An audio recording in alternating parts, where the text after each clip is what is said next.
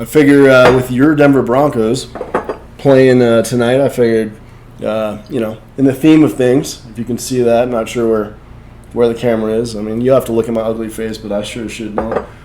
But yeah, that's one of the OG ones. The balls don't even look like that anymore. It's very, very tasty. 95 proof, I want to say. And, just nice, spicy, locally made bourbon. Denver Broncos, one of the games on the doubleheader tonight. Looking forward to getting into all that as we're hanging out here in your mom's basement.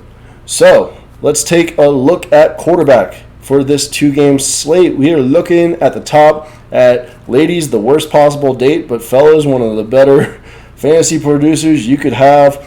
Ben Roethlisberger, back, healthy. He's matching up pretty tough tonight, though.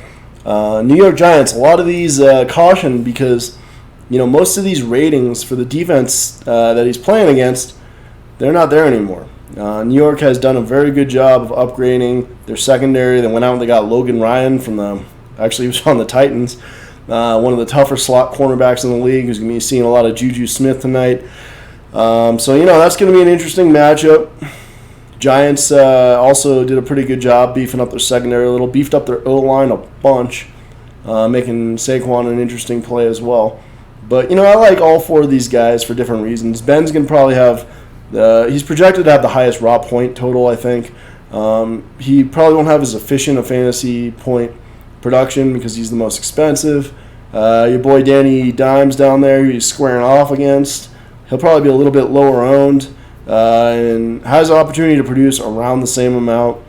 A lot of with the Giants is going to determine, really the Giants and the Broncos, a lot of how much of each of those quarterbacks I get to is going to be determined by the injury report, right? Because you got Sutton and you got Golden Tate, both with big questionables. So that's going to, determine a lot for me, I guess, looking at the matchups. Tannehill looks to be okay. I mean, he's not terribly spendy. I think him and Locke are about a coin flip. Tannehill's a little bit more mobile. Broncos without Von Miller, unfortunately, lost him, looks like, for the year, which is a shame for them. Broncos have one of the toughest interior lines in football, though, this year.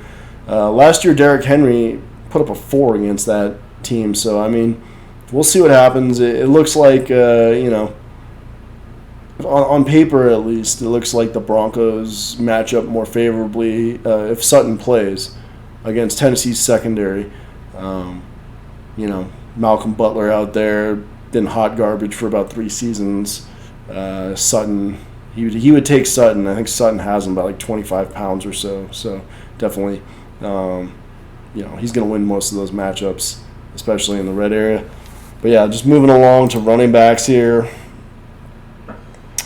So at the top, Derrick Henry. He's going to be the most popular owned in the showdown slate between the Broncos and the dumpster fire that is Tennessee. Like I said, he put up a 4, against the Broncos last time around. So, but once this guy gets running, man, he is like unstoppable. He's the fucking juggernaut. So, yeah, I mean, buyers beware. He's expensive. He'll be popular. I don't mind him for some of these 2-game tournaments I'm playing, but I'm definitely having a lot more exposure to Saquon Barkley and James Conner, and then I'm kind of popping in Gordon and Henry as my flex, mostly. So, I'll limit it to some degree. He's definitely, there's a lot of talk like he's going to receive more passes this year. We'll see what happens. That would definitely increase his upside on DraftKings.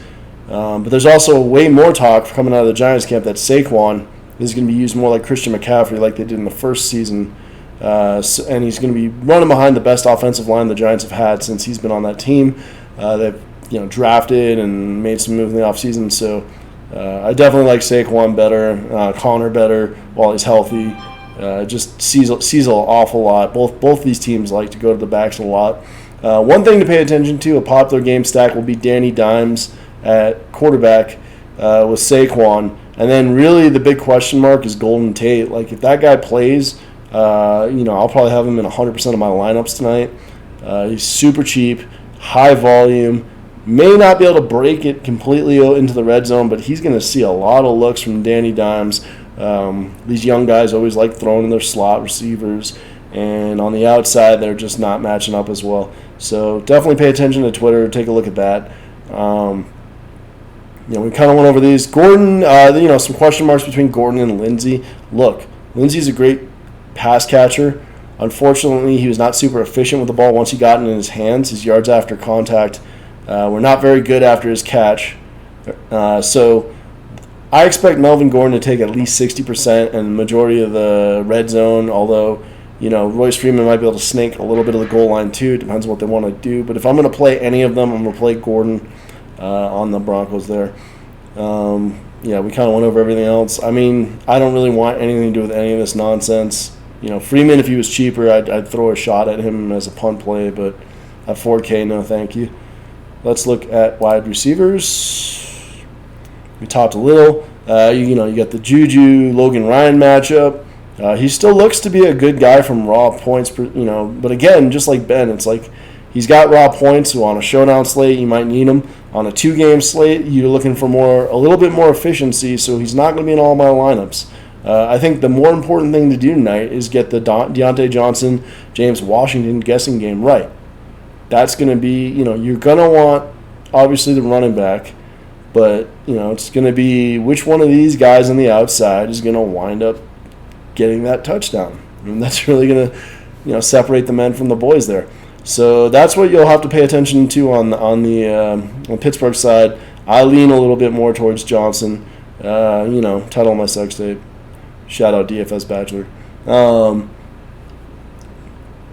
On the Broncos, you got Judge Jerry Jeudy. They drafted him high. The kid looks great, especially if Sutton is out. You expect Jeudy to get, Judy. Yes, I see the yarmulke in the picture. Expect Jeudy to get more looks. That bumps him up. I'll probably have him regardless.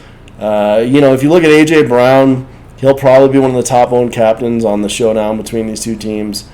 He's got a nice matchup. Denver, I think he's probably going to go up against Harris. Harris gives up some size to him. Is that who? I'd have to look. I'm talking out of my ass. Hooray, whiskey. Sutton's my dog if he's in. Sutton would be up against Malcolm Butler. Malcolm Butler, one of the worst DBs in the NFL the last few years, really, and he's given up a lot of size to Sutton. But we'll have to see. If Sutton's out, like I said, go to Judge Jeudy. And then also, I like Tim Patrick over here, if maybe even Hamilton, but more Tim Patrick. If this other cat, KJ Hamler, who operates more out of the slot, if he winds up being out. So a lot of injuries you're going to have to pay attention to on Twitter and kind of like pivot. And that's kind of half the game within the game is getting leverage on the field, being nimble there. Probably stay away from Humphreys.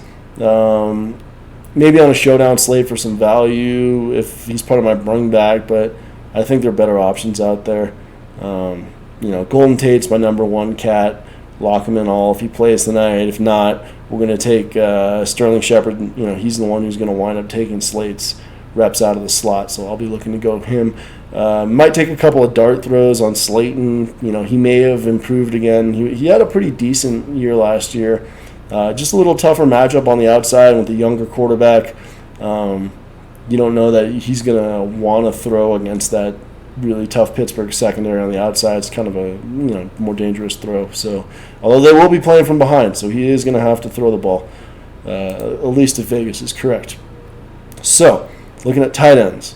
Now you got Ingram now on Pittsburgh as the number one guy. I might sprinkle him in some lineups, although he's a little expensive.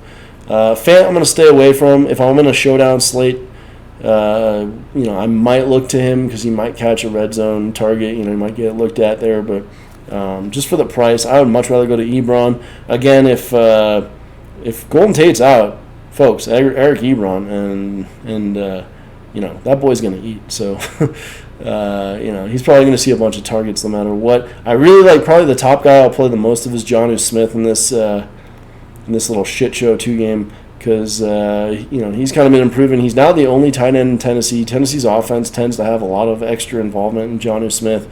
And I really like that price. It helps you pay up for some of the running back studs we're trying to get in our lineups today. Probably won't go near Vance. That might come back and bite me. He'll probably be the low-owned guy who catches that touchdown. But, you got to take a stand somewhere, folks. Defense, it really doesn't freaking matter. Roll the die. If you're playing a Pittsburgh is going to womp that ass script, then maybe you play them and stack them, and then have minimal amount of the Giants coming back. I'd play the Broncos if Von Miller hadn't tragically gone down, because I feel like, he always gives them an opportunity to get sacks, but their pass rush is going to be hurting a little. And Tannehill's a little bit more of a mobile quarterback, so, I may just take the Giants at the cheapest, but, I know they're not going to have a great game as a secondary, although they'll be low-owned. I'll have to see what fits in my lineup. Really, my least priority at all is defense and special teams on a 2-game slate. I'm more looking for raw points. None of these totals are so high that the defense is going to score you like minus 20 points. If anything stays relatively close to where Vegas handicaps them, and Vegas is Vegas for a reason. So yeah, that's a little look at tonight's slate. Hope that helps everybody produce some positive lineups. I did pretty well yesterday in the Millie Maker. Afternoon games kind of kicked my ass a little. That Mac injury kind of hurt, and but I had Cam, like I had said in my video. I had Cam, and most of my lineups for my value play, he crushed it. Just absolutely smashed value. I was just all day just drinking, singing, When Cameron was in New England land, fuck you, Tom Brady. He sucked, by the way, but it wasn't all on him. There was no preseason. But Johnny fucking Foxborough, that game fucked a lot of people because Thomas, it fucked me too because Thomas had that ankle rolled up. He had no production at all. Worst game he's had fantasy-wise in like 3 years. Definitely didn't have Tom Brady in any of my lineups. I had Breeze in a bunch of my afternoon stuff. That kind of sucked. Who knew that fucking Janine Garofalo and, Radio Raheem Mustard over there were going to light it up like that? You needed those guys. But hey, man, that's the breaks. That's how it goes sometimes. Other than that, cheers to you all. Hope you have a fantastic evening. I know I will. Until we meet again, may the goddess of fortune kiss you in your swimsuit area. Thanks. Good night.